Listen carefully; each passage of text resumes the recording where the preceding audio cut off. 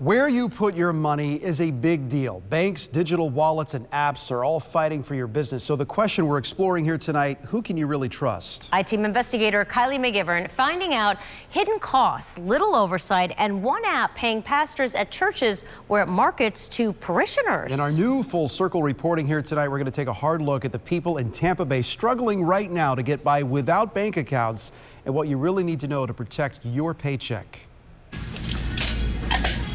Up until I got hired at Goodwill, I was a babysitter. So the most that I made at a time was like 40 bucks.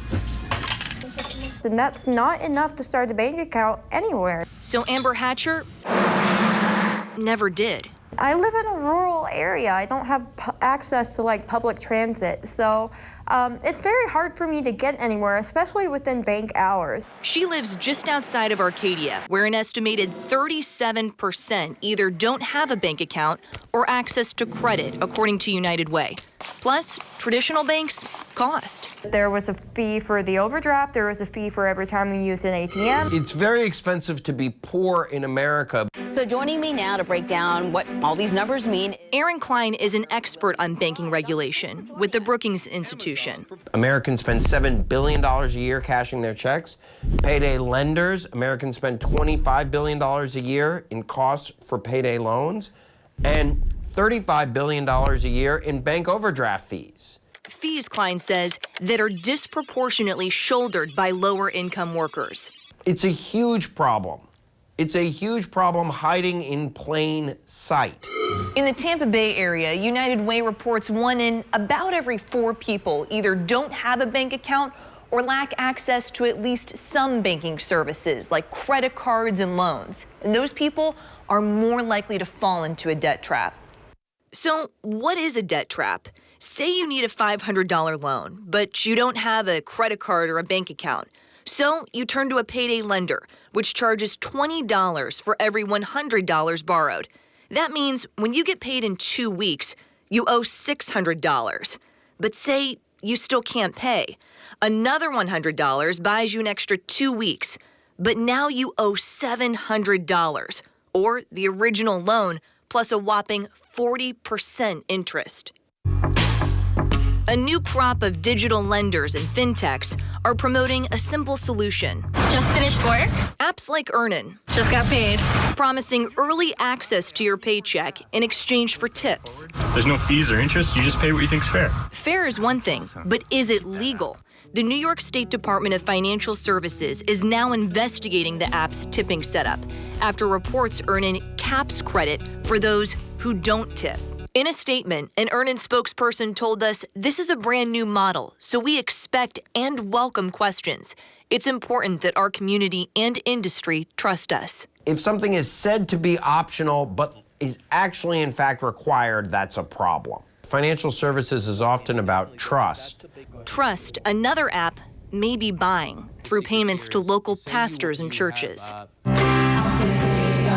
St. Petersburg pastor Angel Marcial says many of his parishioners don't have a bank account. It is definitely a problem. One factor, a lack of trust in banks. Trust them with the personal information. Parishioner Gallo Cruz says he sees it all the time. They wanted to open an account. However, they don't have any social security or any ID.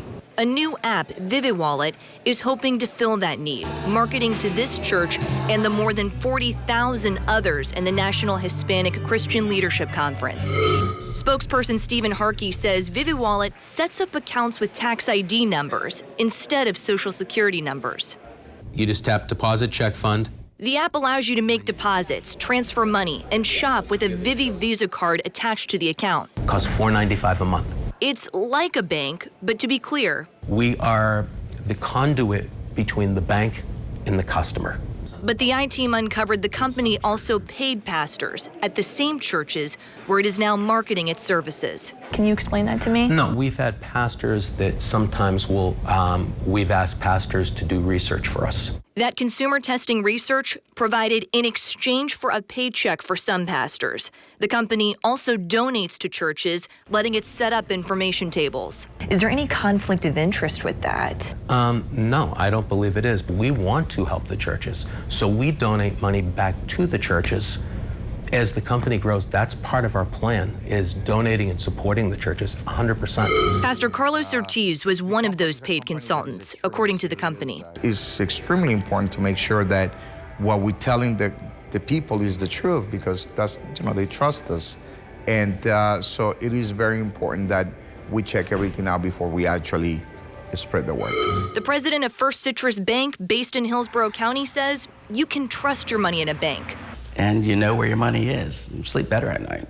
While the apps popping up can be risky. If it's too good to be true, it probably is. Klein agrees. And because we don't have current regulators who are prioritizing consumer protection, I'm worried that with this new technology, it's going to allow new scams to develop that promise people lots and then end up delivering them into more financial hardship. Back in Arcadia, There is an e-sign disclosure. we were there Setting up my account. when Hatcher opened her first bank account. It makes me feel like an actual member of society. To protect your money, experts say you'll want to look for FDIC-insured banks or institutions. That way, if the bank goes under, you won't lose your money. We have more resources and money management tips on abcactionnews.com. I'm my team investigator, Kylie McGivern, taking action for you.